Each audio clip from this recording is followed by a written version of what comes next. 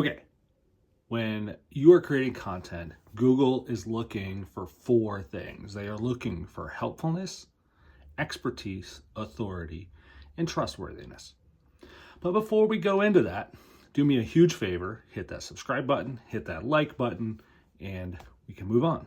Now, when we're creating content, Google wants those 4 things. They want the helpfulness, they want the expertise, authority, and trustworthiness. But how do you do it? What do those things mean? So helpfulness is Google's way of saying content created for human beings. It's that simple. You're creating content meant for humans to consume, not a search engine crawler, not a bot, but things that people want and need to consume. Okay? Expertise. Expertise is pretty simple, right? It's knowing more than the people or demonstrating your expertise in a subject. And you can even borrow expertise. You know, if you're an insurance agency, you can ask other professionals to produce content for you. Podcasts are a great way of borrowing expertise. Asking people to guest post on your website. Those are ways to borrow expertise while you build up your own. Now, authority. Authority is basically what you're known in your audience for your expertise and helpfulness. See what we're going on? We're building upon all this stuff. But the authority is what the audience, the people who consume your content, know what they know you for. And that's your authority. And the same thing. You can borrow authority doing the same thing, appearing on other people's podcasts, getting guest posts on other people's websites.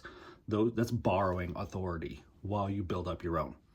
Now, trustworthiness, that's a whole other thing.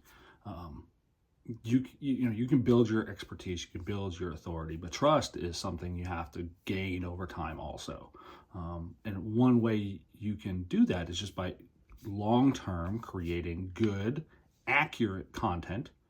Then also a way to build it and grow it is to gather testimonials and reviews. And what I tell most people is getting a review isn't really about you, but it's one way you can kind of borrow the trust from other people. Again, we do a lot of borrowing here, right?